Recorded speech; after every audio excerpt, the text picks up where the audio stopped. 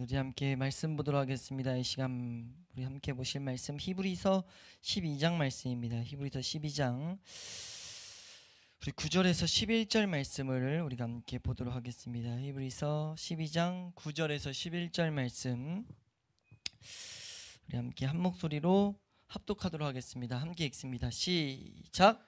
또 우리 육신의 아버지가 우리를 징계하여도 공경하였거든 하물며 모든 영의 아버지께 더욱 복종하며 살려 하지 않겠느냐. 그들은 잠시 자기의 뜻대로 우리를 징계하였거니와 오직 하나님은 우리의 유익을 위하여 그의 거룩하심에 참여하게 하시느니라. 무릇 징계가 당시에는 즐거워 보이지 않고 슬퍼 보이나 후에 그로 말미암아 연단받은 자들은 의와 평강의 열매를 맺느니라. 아멘.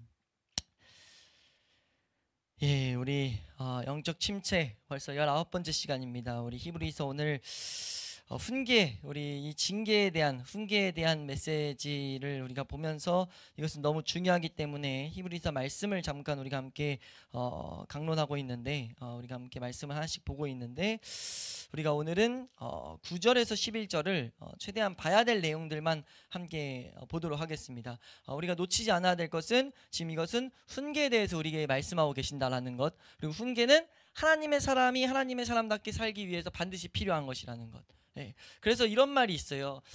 죄 없는 아들은 한 분밖에 없습니다. 죄 없는 아들 오직 누구밖에 없죠? 예수 그리스도밖에 없어요. 근데 이걸 가지고 무슨 말을 하냐면 청교도 목회자들은 고난 없는 아들은 하나도 없다라고 말해요.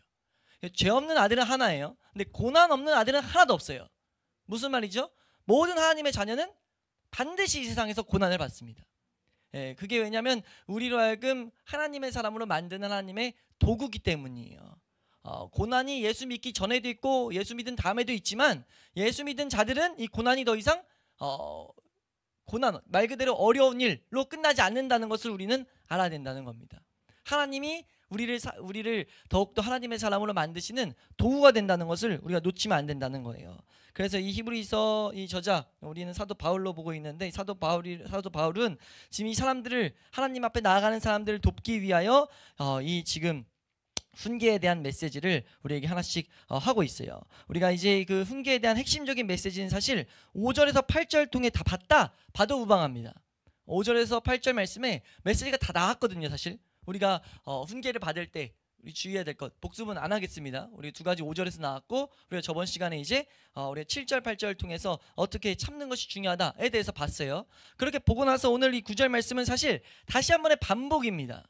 오늘 9절 말씀의 시작이 어떻게 시작되냐면 또 이러면서 시작돼요.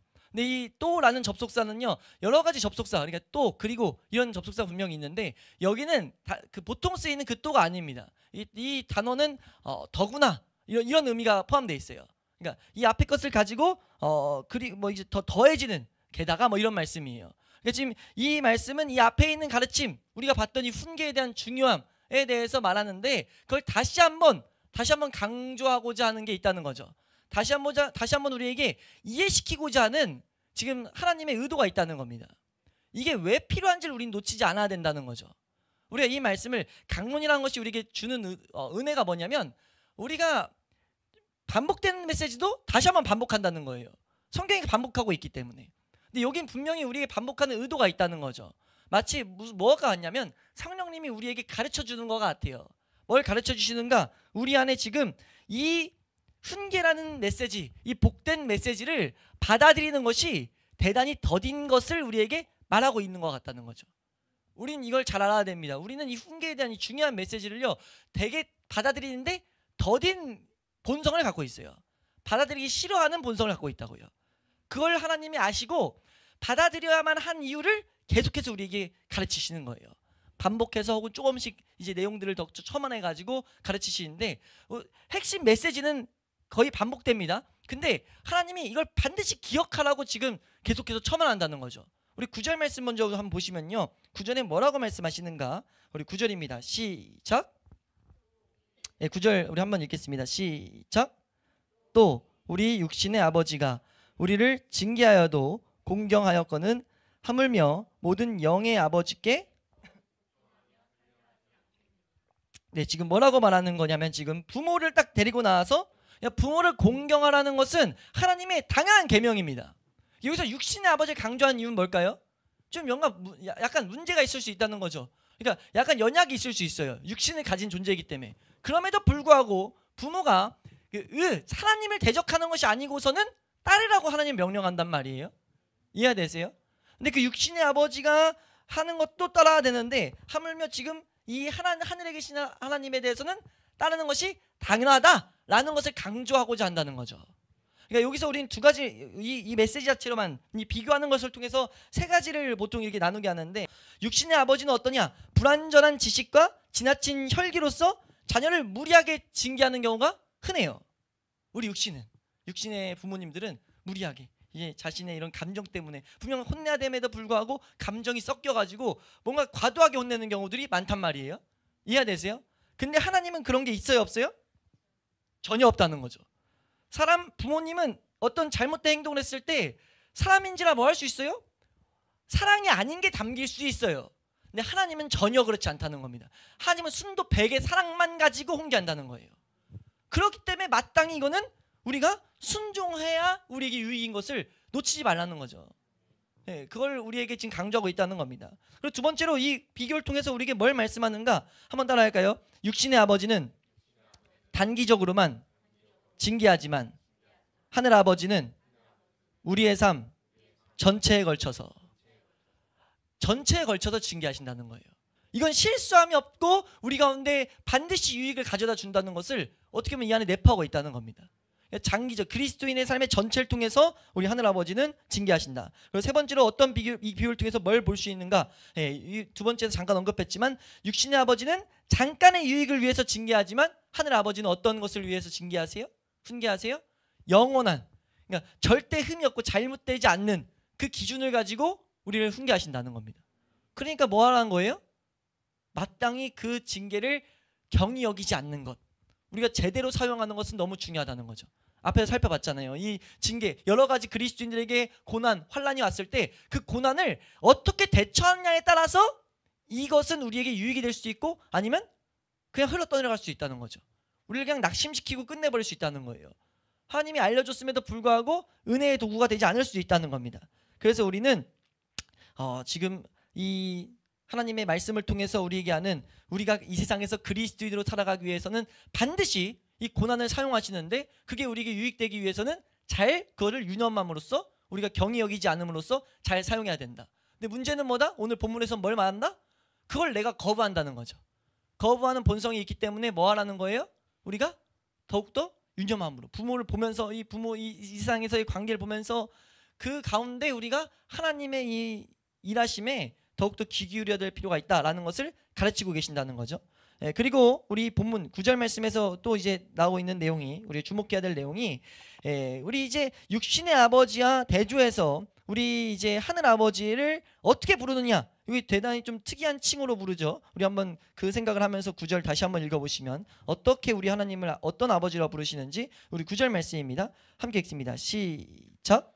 또 우리 육신의 아버지가 우리를 징계하여도 공경하였거든 하물며 모든 영의 아버지께 더욱 복종하며 살려야 하지 않겠느냐. 네, 하늘 아버지, 지금 하늘 아버지인데 그 아버지를 여기서 뭐라고 말해요? 모든 영의 아버지께 더욱 복종한다라고 말하고 있어요. 이 또 모든 영의 아버지라고 하는 것은 지금 우리가 마땅히 복종을 해야 될 이유를 강조하고 있다는 거죠. 이 모든 영의 아버지, 그러니까 우리가 어떻게 낳습니까? 이 세상 났을 땐 육신적인 부모님을 통해서 낳죠. 근데 우리의 이 영적인 것은 하나님께로부터 났단 말이에요. 그 맥락에서 우리가 사실 사람이 사람되게 하는 건 이 영적 본질 때문인데, 나아가서 좀 더 여기 이 맥락에서는 하나님은 그 우리를 낳게 한 아버지, 그리고 그 위, 그리고 그 모든 포함된 모든 이 만물의 창조주가 되신다는 것을 이 안에 내포해서 말하거든요. 그러니까 육신의 아버지에게도 우리가 복종하는 것이 마땅한데 그 모든 것의 아버지 되는 하나님께 복종한 것은 당연하다는 거죠. 그것을, 그 권위를, 하나님의 그 권위를 우리에게 보이고 있다는 겁니다. 존 오웬이 여기서 뭐라고 말하냐면요, 이 본문을 가지고 주석하는 것을 그대로 한번 적어왔는데, 들어보세요. 영혼은 즉각적으로 지음을 받아서 주입된다. 어떤 다른 아버지가 아니라 하나님께서 친히 그렇게 하셨다. 우리가 모든 환난 가운데서 하나님께 온전히 복종해야 하는 근본적인 이유가 이것이다. 우리 영혼 자체는 하나님의 것이고 하나님의 신적 능력의 직접적인 산물인 것이다 라고 말하고 있어요. 그러니까 우리가 육신의 아버지께 복종하는 이유가 무엇이냐라 했을 때 우리 육신을 갖게 하기 때문이다 라고 하는데, 그래서 복종하라고 하나님 말씀하시는 거거든요. 우리를 있게 한 존재이기 때문에. 근데 사람이 참된 사람이 되게 하는 그 모든 존재의 근원은 하나님이시라는 거죠. 그렇기 때문에 우리는 하나님의 말씀에 복종함이 당연하다는 거예요. 그래서 이 징계를 대할 때 어떤 마음으로 대해야 되냐? 복종이라는 거죠. 내가 하고 싶을 때 하고 안 하고 싶을 때 안 하는 게 아니라 이건 지금 복종해야 될 내용이라는 겁니다. 이렇게 하지 않으면은 이 징계를 우리는 제대로 사용할 수 없다는 거죠. 여러 가지 환란을 제대로 사용할 수가 없어요. 왜? 거부하는 본성이 있기 때문에. 그래서 우리는 반드시 이걸 통해서 뭘 알아야 되는가? 우리가 이건 복종해야 될 문제구나 라는 것을 우리 가운데 잘 새겨놔야 된다는 겁니다. 그래서 이 복종, 이 모든 아버지께 복종을 드릴 이유, 이것이 본문 가운데 있는데 우리가 이것을 세 가지로 또 한번 살펴보면요. 첫 번째는 우리가 계속 말했지만 모든 성경에 말하지만 육신이 뭐 한다고요? 육신이 하나님을 거부해요. 그런 측면 가운데 지금 여기서 말하는 것은 본질상 우리는 하나님께 복종하지 않으려는 것이 있는데, 그러다 보니까 우리를 세밀하게 삶 가운데 이렇게 터치하기 원하는 하나님의 개입이 들어오는 훈계는 당연히 거부한다는 거죠. 우리 욥기서 말씀 하나 보면요. 욥기서 11장 12절 말씀 보면 우리는 복종하지 않으려는 심성을 가지고 태어나 있다라는 것들, 우리 욥기 11장 12절입니다. 함께 읽습니다. 시작. 허망한 사람은 지각이 없나니 그의 출생함이 들나귀 새끼 같으니라. 네, 허망한 사람은 지각이 없다. 어떤 것에 대한 지각이 없냐? 하나님에 대한 지각이 없어요. 근데 그 난 모습이 어떤 것과 같냐? 들나귀 같다는 거죠. 그러니까 채워지지 않는, 그러니까 따르려고, 뭔가에 매여 있지 않으려고 한다는 거예요. 이거 칭찬하는 게 아니거든요.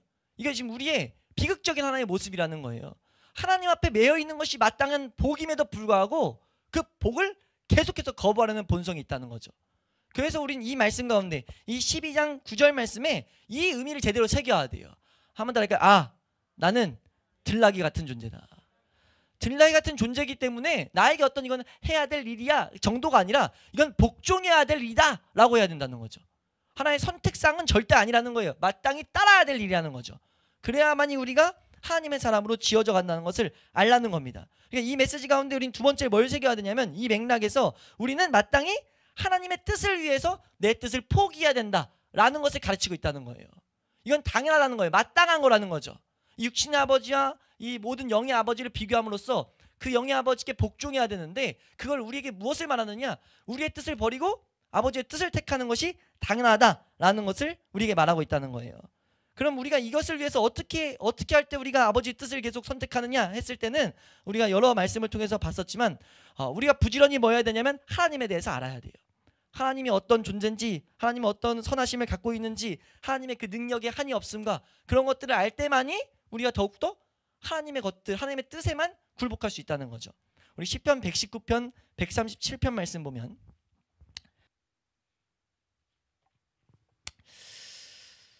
함께 읽습니다. 시작. 여호와여 주는 의로우시고 주의 판단은 옳으니이다. 네, 지금 이 시편 저자는 시인은 뭐라고 고백합니까? 여호와여 주는 의로우시고 주의 판단은 옳다라고 말하고 있어요. 이 고백이 어떻게 나왔냐면 이 하나님에 대해서 더욱더 알게 됨으로써 나온 거죠. 이런 것이 있을 때 우린 뭐합니까? 지금 이 고백이 우리 안에 있으면 어떻게 되겠어요? 주의 판단은 옳으니까 내 것과 주님이 부딪혔을 때 하나님의 것을 선택하게 된다는 거죠. 그러니까 우리가 오늘 이 9절 말씀을 통해서 우리에게 말씀하는 것은 복종하며 살아야 되는데, 복종하며 살려 하는 것이 당연한데 그렇게 하기 위해서 우리는 어떻게 하는가에 대해서까지 생각하고 있다는 거예요. 하나님에 대해서 우리가 더욱더 많이 묵상해야 될 이유가 여기 있다는 겁니다. 이게 이제 세 번째로 이어지는데, 우리가 이 지금 하나님 영의 아버지께 복종한다 이 말씀은 뭐에 들어있냐? 복종한다라는 거는 우리가 당연히 복종하는 것이 당연하다는 것을 전제하고 있다는 거예요. 이건 뭘 말하냐면 그리스도인은 마땅히 하나님께 복종해야 돼요. 이건 우리에게 뭘 말하냐면 하나님은 항상 선하시다. 우리 앞에서 계속 봤던 것처럼 하나님은 우리에게 사랑으로서 이 훈계를 사용하신다를 인정하는 태도가 있을 때 복종이 나옵니다. 그러니까 여기서 우리가 저번 시간에 살펴봤어요. 반복되는 내용이기도 한데 여기서 이 징계를 주의 깊게 보는 것은요, 억지로 함이 아니라는 거죠. 힘든 일인데 이건 나에게 힘든 게 맞는데 그냥 당연히 내가 이건 나에게 유익을 주니까 참아야 돼, 이런 맥락에서 이 본문을 대하면 안 된다는 거예요. 이건 그냥 이 사건 자체가 어려움이 아니라 감사의 사건으로 우린 받아들여져야 된다는 겁니다. 그러니까 그렇게 인정하는 게 지금 이 복종함에서 우리에게 가르치는 거거든요.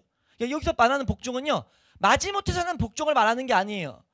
지금 아까 방금 설명드렸던 이 전제 안에 깔려 있는 건 그리스도인은 마땅히 복종해야 돼. 이거 복종이 되는 게 당연하다는 겁니다. 그럼 이 당연한 것이 어떻게 우리 가운데 이루어질 수 있는가라고 했을 때는 이 사건 계속해서 우리가 살펴봤듯이 이 훈계는 100%의 사랑과 하나님의 선한 것이 담겨 있다라는 것을 제대로 내가 깨달았을 때야만이 그런 태도로 대할 수 있어요. 모든 훈련이 모든 이 고난, 모든 시련이 하나님이 사용하는 훈계다라는 시선 가운데 이 훈계는 나에게 반드시 유익이다, 하나님의 사랑이다라는 그 시선을 내가 제대로 갖고 있어야만 내가 복종하게 된다는 거죠. 어떤 마음으로요? 감사한 마음으로.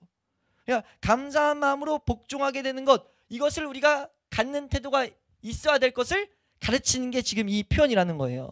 더욱 아버지께 복종하며 살려 하지 않겠냐. 지금 뭐라고 말해요? 복종하며 살려고 한다는 거죠. 왜 그렇게 살려고 하죠? 지금 방금 말했던 이 세 가지를 제대로 우리 가운데 깨닫고 붙잡고 있을 때, 우리 시편 말씀 119편 71절 말씀 보면 시편 저자가 이런 고백을 합니다. 아까 우리 시편 119편 137편을 봤는데 그 앞에 어떤 고백이 먼저 나오냐면요, 이런 고백이 나와요. 이런 고백 함께 읽습니다. 시편 119편 71절이에요. 71절입니다. 함께 읽습니다. 시작.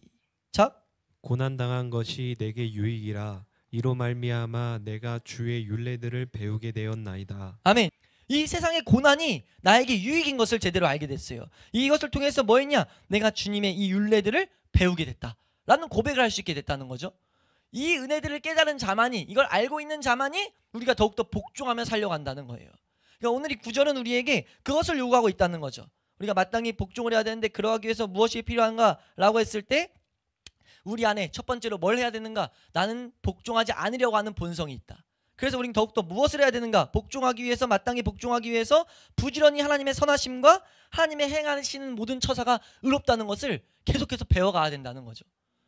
그래서 우리가 뭐 하는 거예요? 주중에? 우리의 방향은 뭐에 대해 있어야 돼요? 하나님 말씀을 알아가는 데 대해 있어야 돼요.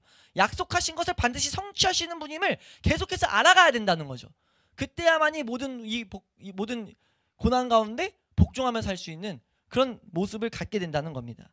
우리가 이 말씀들을 잘 새겨놓아서 모든 이 고난들이 우리가 감사함으로 복종하는, 그러니까 감사함으로 그것을 훈계로 대하는 그런 모습을 가질 수 있기를 주 이름으로 축원합니다.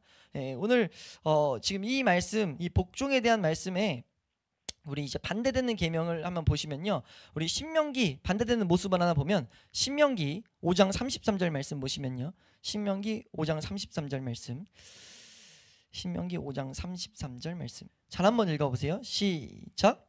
너희 하나님 여호와께서 너희에게 명령하신 모든 도를 행하라. 그리하면 너희가 살 것이요 복이 너희에게 있을 것이며 너희가 차지한 땅에서 너희의 날이 길리라. 아멘. 지금 여기서 너희의 날이 길 거다라고 하는 것은 너희가 삶을 얻고 해서 붙여지는 거예요. 그냥 날이 길어지는 건 복이 아니죠. 우리가 날이 길어지는 것, 이 세상에서 고난, 환난, 이제 진짜 괴로움 가운데 있는데 그 사람이 그냥 날만 길어져요. 그렇게 사는 날이 계속 길어져요. 그 복입니까? 복이 아니에요. 이게 복이 되기 위해서는요, 너희가 살 것이요, 이 삶을 얻는 것에 닿아서 길어지면 복인 거예요. 이해되세요? 그러니까 우리가 저번에도 한번 언급드렸죠. 살 때 이 영생, 뭐 구원 이런 것들이 다 이 행복을 담고 있다고, 참된 만족을 담고 있다고 말씀드렸어요. 산다는 것이요. 이해되세요? 이 표현이 지금 오늘 12장 9절에 언급되고 있는 거예요. 더 복종하면서 살게 된다라고 했을 때 이 산다라는 것은요, 뭐가 포함되어 있는 거냐면 참된 만족과 행복이 바탕이 된 상태입니다. 이해되세요? 그럼 여기서 뭘 말하는 겁니까? 복종하면 뭐 하게 된다는 거예요? 올바른 복종은 우리로 하여금 더욱더 만족의 삶을 만든다는 거죠. 그러니까 우리가 복종해야 될 이유가 어디 있는가? 우리 하나님의 사람으로 살기 위한 방법이 이거라는 겁니다. 우리가 어떻게 해야 우리가 말씀의 은혜들을 누려요? 우리가 사실 주일날 계속 이제 감사하게 방향들을 설정해서 안식일을 더욱더 거룩히 지켜가지고 안식일날 주는 은혜로만 살길 바란단 말이에요. 말씀을 더 깨닫길 원해요. 말씀을 성령의 조명으로 더욱더 알므로 하나님을 알아가기 원해요. 어떻게 가능합니까? 우리가 알아야 될 건 이 훈계가 반드시 필요하다는 거예요. 왜요? 우리 육신의 본성은 기본적으로 하나님을 거부하고 있어요. 다 느끼잖아요. 하나님 알아가는 걸 거부한다는 거. 그래서 하나님은요, 훈계를 계속 씹어넣는 거예요. 우리 왜요? 육체의 본성 자체가 들나귀 같아서 하나님의 이 채찍질이 필요하다는 거죠. 우리가 이것을 말하는 게 이제 11절에서 나옵니다. 우리 11절 나오는데 우선 먼저 10절 말씀을 보고 이어서 가면요. 이 말씀이 쭉 이어지는데 우리가 근데 우선 알아야 될 것은 참된 만족이 있기 때문에 당연히 반드시 복종해야 된다라는 걸 말하고 있다는 거죠. 10절 말씀 한번 읽어보겠습니다. 10절이에요. 함께 읽습니다. 시작. 그들은 잠시 자기의 뜻대로 우리를 징계하였거니와 오직 하나님은 우리의 유익을 위하여 그의 거룩하심에 참여하게 하시느니라. 아멘. 지금 뭘 말합니까? 하나님은 우리의 유익을 위해서 거룩하심에 참여하게 만든다는 거죠. 우리가 알아야 될 것은 이 유익이 있다는 것. 어떤 유익이요? 참된 만족, 그리스도인으로 살아가게 하는 것이 이 징계 가운데 있다는 것을 알아야 된다는 거예요. 그래서 다시 한번 비교합니다. 여기서 그들은 누구냐면요, 육신의 아버지예요. 육신의 아버지는 뭐 한다는 거예요?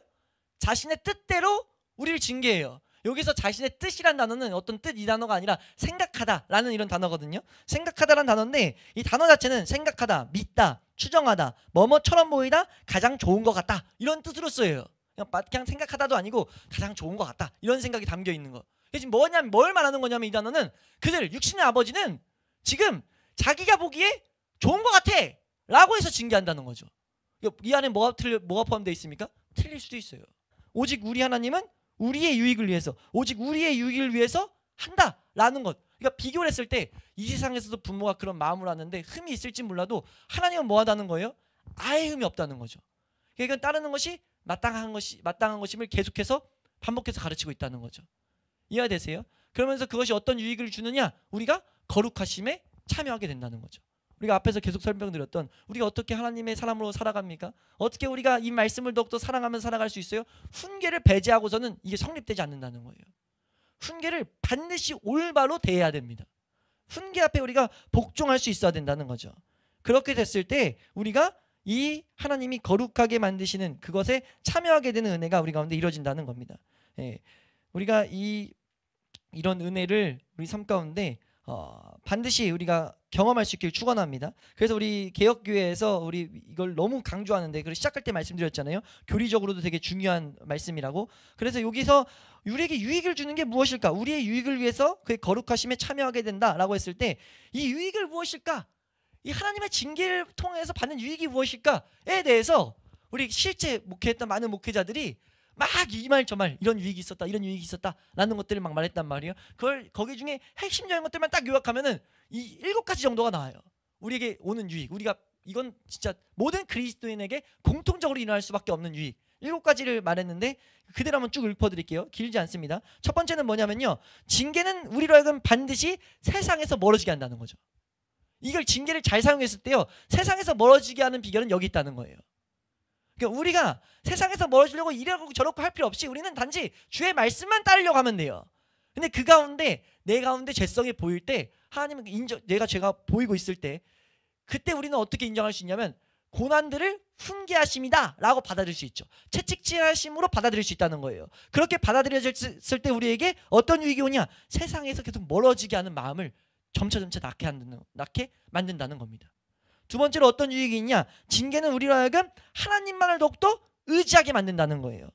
이해되세요? 우리 호세아서 5장 15절 말씀 보면요, 호세아서 5장 15절 말씀 함께 읽습니다. 시작. 그들이 그 죄를 뉘우치고 내 얼굴을 구하기까지 내가 내 곳으로 돌아가리라.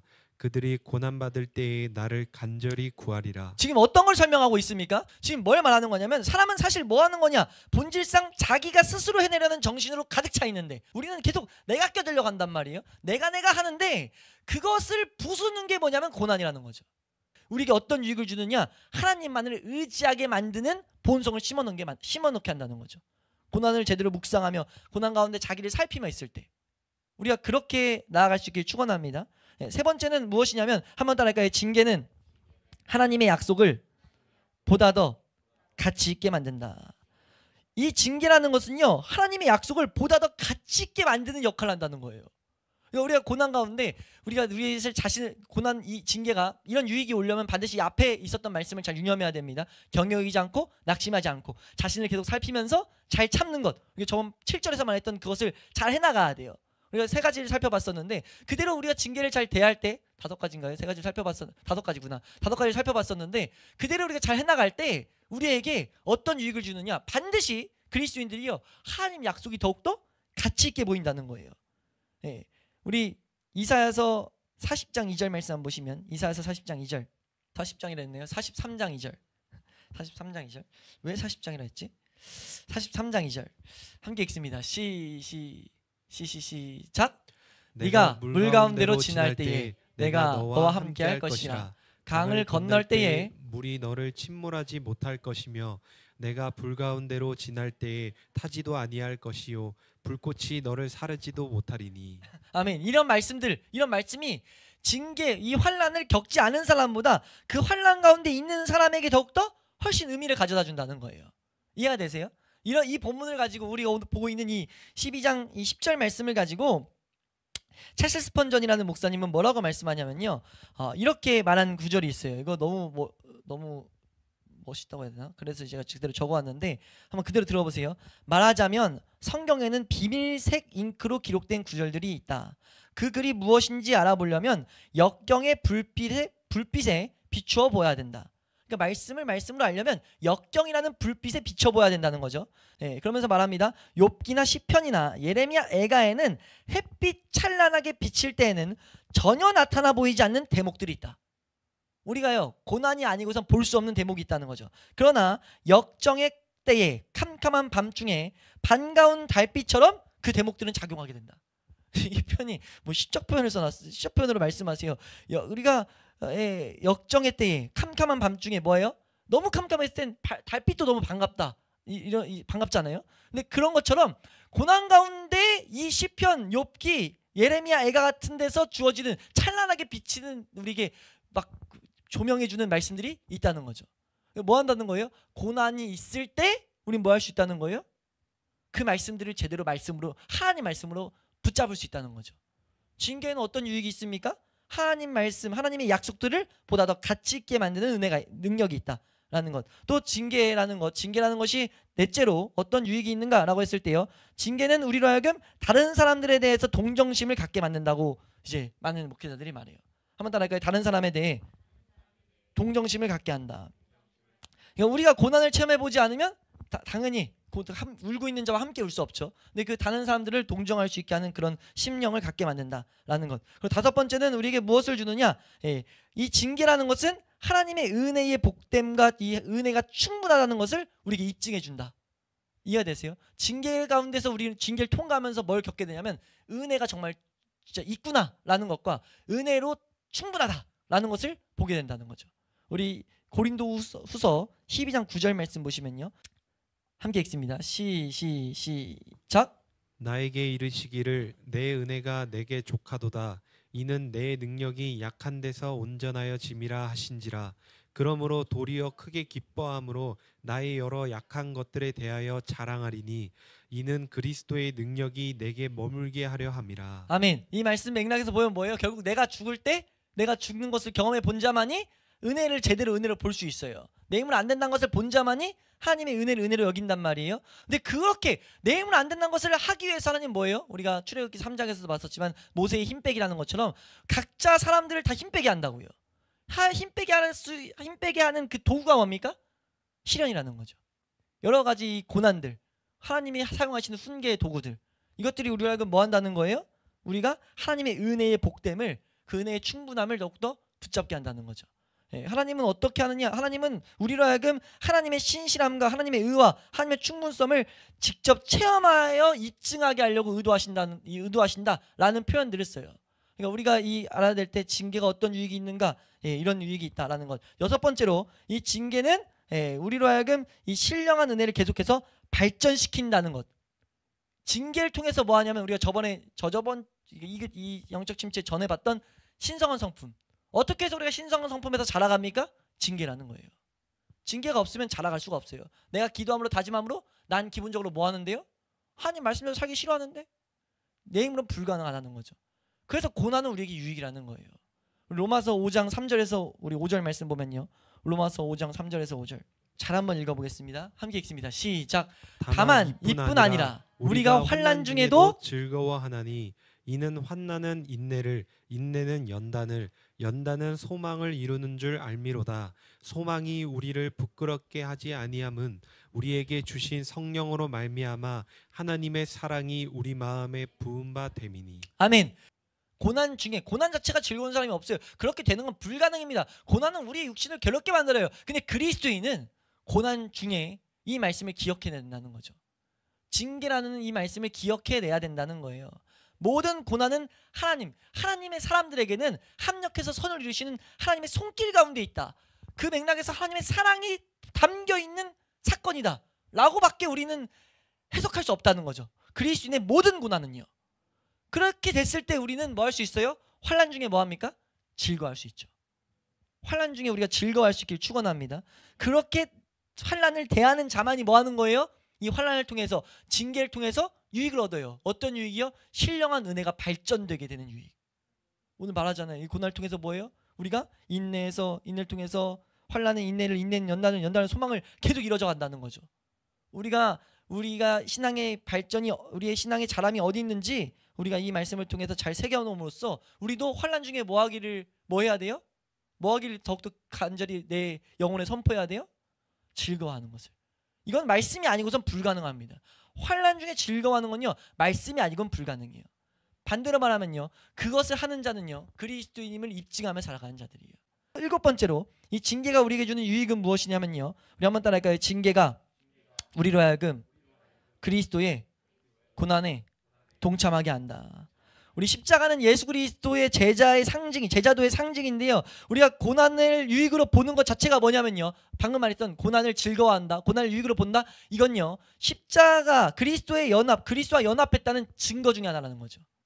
고난 가운데 고난을 환난 중에 즐거워해본 자만, 내가 이 징계를 하나님의 사랑으로 느껴본 자만요, 어떤 시선을 갖게 되냐면, 예수님이 이 세상을 살아갈 때 예수님의 시선은 뭐였습니까? 예수님 관점에서 이 세상 사는 모든 걸음은 뭐였어요?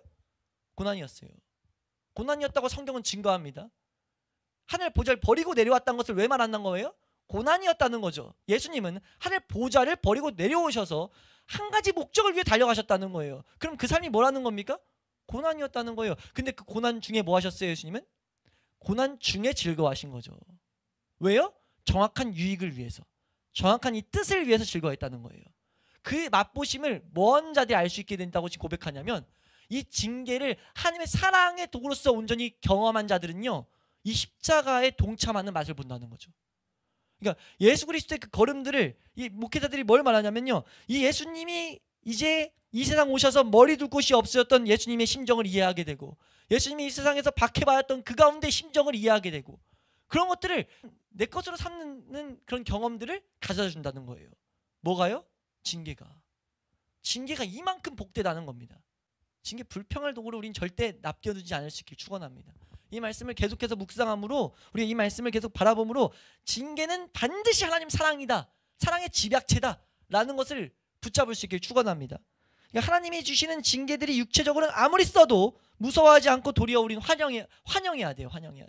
우리가 그런 모습을 가질 수 있길 축원합니다. 왜냐하면 성경 오늘 이 본문 히브리서 12장에 우리에게 말하는 것은 한마디로 요약하면 하나님의 거룩하심에 참여하게 되게 하려고 주어진 것이 무엇이냐? 징계다, 훈계다 라고 말하고 있다는 거죠. 그럼 우리 그리스도인들에게는 환영해야 되는 것이 마땅하다는 거예요. 그래서 이거는 다음번 이제 히브리서 강의할 때 좀 더 자세히 보게 되겠지만, 11절까지 오늘 우리가 본문을 보게 되면요, 11절에 사도가 인정을 합니다. 뭘 인정해요? 우리 한번 11절 잘 읽어보겠습니다. 11절 함께 읽습니다. 시작. 무릇 징계가 당시에는 즐거워 보이지 않고 슬퍼 보이나 후에 그로 말미암아 연단받은 자들은 의와 평강의 열매를 맺느니라. 아멘. 뭘 인정하냐면요, 징계가 당시엔 즐거워 보이지 않는 거 인정해 라고 말하는 거예요. 근데 완전한 제한선을 그어두고 있죠. 근데 절대 거기로 안 끝난다. 당시에는 즐거워 보이지 않고 반드시 슬퍼 보이는 거 맞아, 당연한 거야. 근데 너희가 알아야 될 건 뭐냐면, 그러면서 세 가지를 강조하는데, 후회라는 특이한 단어가 나와요. 후회. 반드시 이 후회라는 단어는 뭐냐면, 반드시 반전되는 것이 기정사실화 되어 있다는 거죠. 이거 단어도 사실 좀 길게 보면 좋은데, 이게 하나님의 언약에 담겨서 하나님이 반드시 어떤 역사들을 일으킬 때 이 단어를 계속 쓰고 있어요. 그러니까 지금 하나님 뭐 한다는 거냐면, 너희 이 사건 절대 이걸로 안 끝나 라는 확증을 주고 있다는 거죠. 네. 반드시 뭐 한다는 거예요? 의와 평강의 열매를 맺는다는 겁니다. 이 후에 있는 일들에 우리는 집중해야 된다는 거예요. 그래야 환난 중에 즐거워할 수 있다는 거죠. 예, 우리가 이 징계라는 것을 대할 때 이 뒤에 있는 이 평강의 열매, 의와 평강의 열매를 반드시 바라볼 수 있기를 축원합니다. 이 의와 평강의 열매를 간단히 요약하면 뭐냐면요, 의와 평강의 열매, 성령께서 마음을 평온하게 하시고 정화시켜 주시는 은혜, 예, 이것이 이제 평강의 열매고, 의라는 것은 죄를 죽이고 생명력 있는 경건을 활성화시키는 것이라고 볼 수 있는데, 이게 어디 가운데 오느냐, 이게 마지막으로 이걸 보려고 11절을 읽었는데 11절에 주목해야 될 단어가 하나 있는데 그게 뭐냐면 연단을 받는 거예요. 이게 히브리서 5장에서 한번 강조되는데요, 이 연단을 받는다라고 했을 때 보이세요? 세 번째 줄에 의로 그 후에 그로 말미암아 연단받은 자들은 이 전제돼 있다는 거죠. 후에, 분명 후에 일은 일어나요. 근데 누가요? 누구에게요? 연단받은 자들에게. 연단받은 자들에게 의와 평강의 열매가 맺힌다. 그래서 우리가 잘 봐야 됩니다. 이 훈계 말씀 앞에 우리가 이 세상 교회들 안에서 하나님의 사람으로 기쁘게 막 살아가는 자들에게 훈계가 없다. 근데 계속 하나님의 영광이 있다고 말한다? 그런 사람을 부러워할 필요가 없어요. 우리가 교회에서 요즘 이 말씀들마다 중간중간 목회자들이 뭘 말하냐면요, 이 말씀, 이 징계 말씀에 여러 가지 설교들 가운데 뭐가 계속 들어가냐면 이 시대에 간증 세우는 것에 대한 그 비평을 엄청 해요. 책망을 엄청 많이 합니다. 왜냐하면 간증들이 어떻게 세워지냐, 교회에서 잘하고 있는, 근데 잘하고 있는 기준이 말씀이 아니라 이 세상에서 어떤 열매 맺은 것, 혹은 살다가 어떤 죄와 싸움에서 열매를 말씀대로 생략되어 있는데 그냥 어떤 특정한 죄를 이겼어요? 그럼 간증 세운다는 거죠. 근데 그게 얼마나 비극적인 열매를 맺는지 알아야 된다는 거예요. 왜냐하면 그 삶에 만약 계속해서 훈계가 없다라고 한다면 그 사람은 사실 사생자죠. 무슨 말이냐면 계속 잘 되고 있어요. 근데 말씀에 기반되어 있지 않아요. 근데 계속 잘 돼. 그럼 뭐 했다는 증거입니까? 사생자는 증거가 나타나고 있는 거예요. 근데 그 자들을 이 세상 관점으로는 승승장구한다고 간증을 세워요? 그럼 뭐 한다는 거예요? 교회가 앞에서 하나님을 찬양해야 될 이 강당에서 뭐 한다는 겁니까? 결국 그 사람 영광 받는 것들만 남아진다는 거예요. 엄청 심각하게 말해요, 이 내용을. 근데 이게 그래서 그 심각하게 말하는 바탕이 뭐냐면요, 우리 징계를 정말 중요한, 신앙의 중요한 시금석으로 삼고 있느냐, 이런 것들을 가르치는 맥락에서 나옵니다. 이해되시나요? 그러니까 우리가 알아야 될 것은, 한번 따라할까요? 징계는 하나님의 사람에게 반드시 필요한 은혜의 도구다. 반드시 필요한 은혜의 도구예요. 우리가 말씀을 말씀으로 대하는 방법도, 하나님을 하나님으로 보는 방법도, 하나님의 지식 안에 가운데 거하는 방법도 징계를 제대로 사용하지 않으면 이룰 수가 없습니다. 왜요? 나라는 존재는 하나님을 거부하기 때문에. 그 징계해 주는 유익을 통해서, 근데 징계가 단지 나를 죽이는 게 아니라 그 가운데 뭐가 발휘되기 시작하는 거예요? 의와 평강의 열매들을 막 맺는 거예요. 거룩하심에 참여하게 되는 열매들이 막 맺혀지는 거죠. 우리가 바랬던 그것이.